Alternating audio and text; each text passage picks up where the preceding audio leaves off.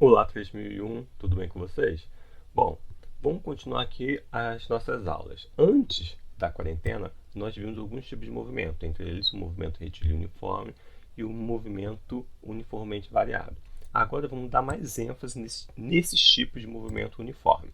É importante você sempre se guiar pela apostila. Eu estou aqui na página 36, essa vai ser a nossa primeira aula, né? E no final da aula tem alguns exercícios, vocês devem mandar para esse e-mail que está aqui. Tá tudo bem explicadinho lá no site da escola, tá? Bom, o que nós vimos antes da quarentena? Um movimento muito importante na física é o movimento retilíneo uniforme, né? Então, é aquele movimento em que a trajetória é uma linha reta, a velocidade ela é constante, ela não muda, né?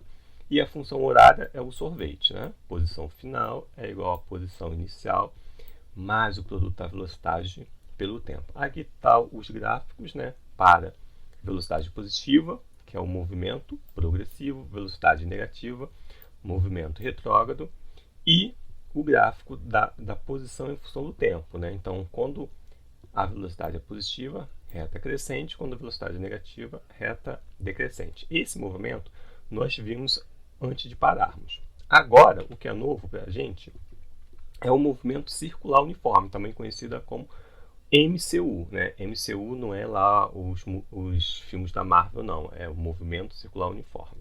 Então, o movimento circular uniforme, bom, vai acontecer em uma trajetória o quê?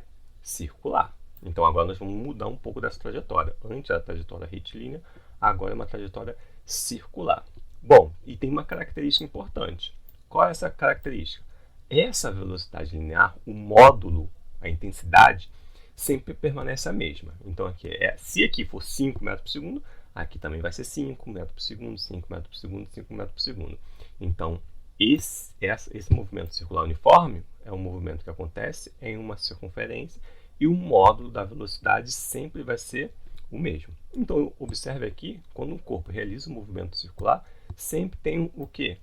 Um raio dessa trajetória. Tem um raio dessa trajetória, tem um arco aqui também.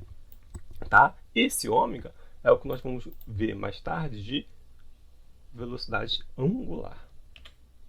Bom, alguns conceitos iniciais que a gente tem que entender. Em movimento circular, sempre vai aparecer esses conceitos aqui, período e frequência. O período nós vamos representar por esse T aqui maiúsculo. Então, o que é o período? Período é o intervalo de tempo para completar um ciclo.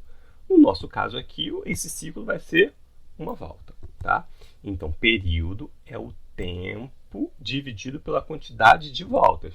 Então, um exemplo, se eu estou correndo em volta do Maracanã, eu fiz 10 voltas em 1 hora. Então, o período vai ser 1 hora dividido por 10 voltas. Tá?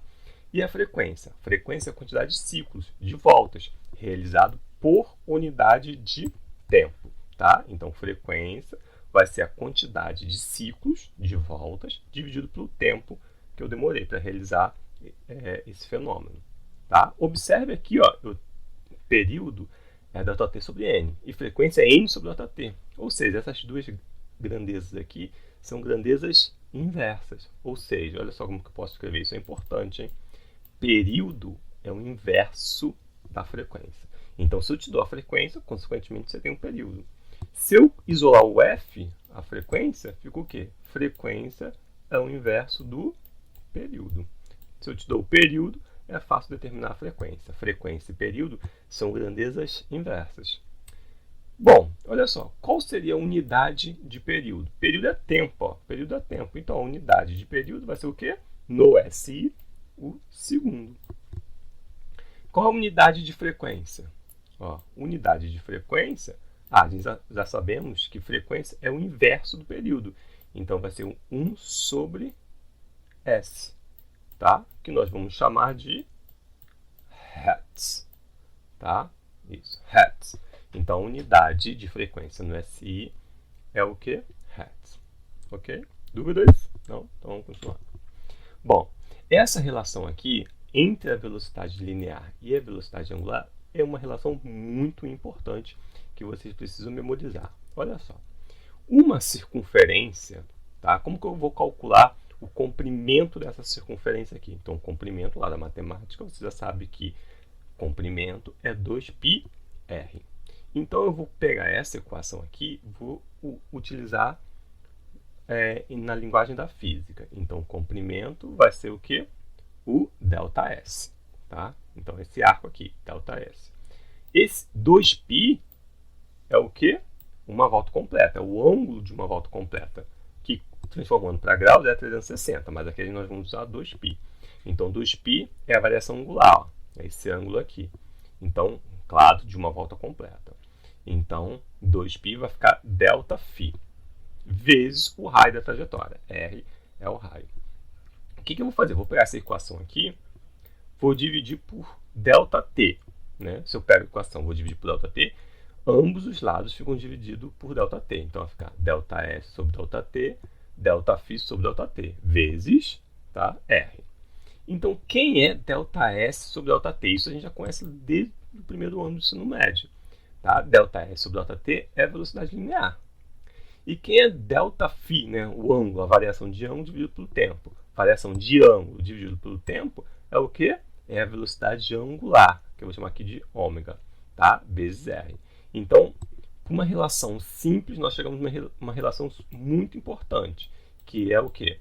A velocidade linear é igual ao produto da velocidade angular vezes o R. Essa relação aqui precisa ser memorizada, ela é muito importante. Bom, como já foi dito então anteriormente, essa velocidade angular é a variação do ângulo sobre o tempo.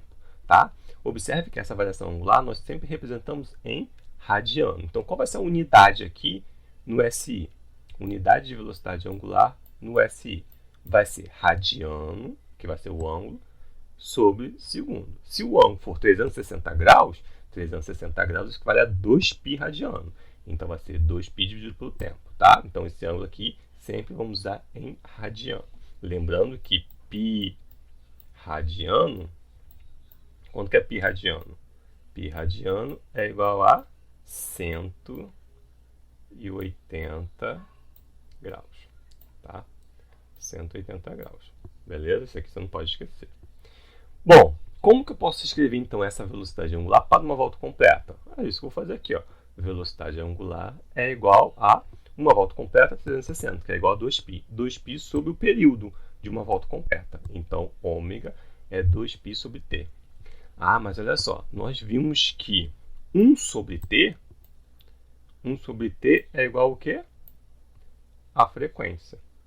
Então, ômega vai ser igual a 2πf. Então, essas são alternativas de escrever velocidade angular.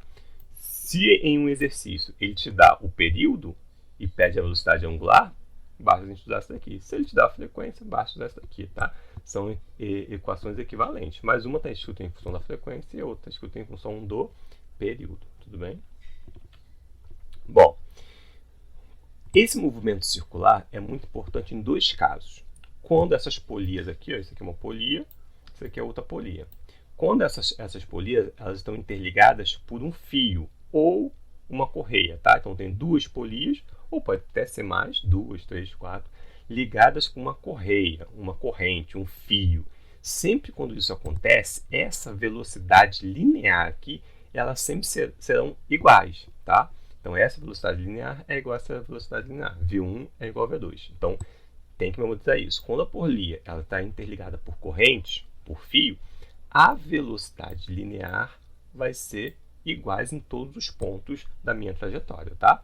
V1 é igual a V2. Consequentemente, a gente chega nessa equação aqui. Usando as equações anteriores, eu posso chegar à conclusão que a frequência da polia 1 vezes o raio da polia 1 é igual o quê? A frequência da polia 2 vezes o raio da polia 2, tá? Então, isso daqui são polias interligadas por correntes. Outro fenômeno interessante é quando essas polias estão interligadas por um eixo, tá? Então, esse daqui é o eixo, ó. Esse daqui é um eixo e tem duas polias aqui. Sempre quando isso acontece, claro, eu posso ter 2, 3, 4, quantas polias eu quiser.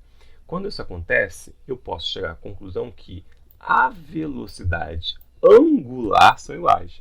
Então, a velocidade angular da primeira polia, ômega 1, é igual à velocidade angular da polia 2, tá?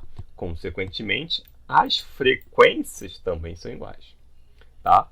O que eu posso chegar na seguinte conclusão: a razão da velocidade e o raio da polia 1 é igual à razão da velocidade linear da polia 2 sobre o raio da polia 2. Tá? Os mais importantes é o quê? Isso daqui. Isso aqui é o mais importante. Tá? Vamos fazer, então, um exemplo lá na página 44, exercício 5. Olha só o que ele fala. Em uma obra de construção civil, uma carga de tijolos é elevada com o uso de uma corda, que passa com velocidade constante de 13,5 metros por segundo. Então, fui aqui e escrevi. Ó. Primeiro dado importante, velocidade 13,5 metros por segundo, velocidade constante. Tá? E sem deslizar por duas polias de raio. Aí tem raio 1, 27 centímetros, e raio 2, 54 centímetros. A razão entre as velocidades angular da polia grande e da polia menor é, então ele quer ômega da polia maior dividido pelo ômega da polia menor. Então coloquei aqui, ó, ômega 2 sobre ômega 1. Uma dica, ele falou que a velocidade era constante. Ó. Velocidade constante significa que essa velocidade linear ela não vai mudar. Então, por que ele deu essa informação? Ele deu essa informação só para a gente saber que se trata de polias interligadas por fio, por corrente. Quando isso acontece, eu posso chegar à conclusão que V1 é igual a V2. Bom, V1 é igual a V2, mas quem é V? Usando a relação da velocidade linear e da velocidade angular. Quem é V? V é ômega R. Tá? Então, coloquei ó, ômega 1 vezes R1 é igual a ômega 2 R2. Agora aqui ele quer o quê? Ômega 2 sobre ômega 1. O que eu fiz? Peguei esse R para ser para o outro lado, peguei esse ômega 1 para ser para o outro lado. Então ficou assim, ó, R1 sobre R2, ômega 2 sobre ômega 1. Então ômega 2 sobre ômega 1 é igual a quem? R1 sobre R2. Quem é R1? 27 centímetros. Quem é R2? 54 centímetros. Então 27 dividido por 54, vou só simplificar aqui, dá 1/2. Então, essa é a resposta, tá? Ó, tranquilo, hein? Então, esse exercício é só para verificar se o aluno ele sabe algumas propriedades. A propriedade fundamental é o quê? Velocidade constante, velocidade das duas polias iguais. E quem é V? V é ômega R, né? Isso é muito importante. Eu já falei para você. V é ômega R. Tá? Ok?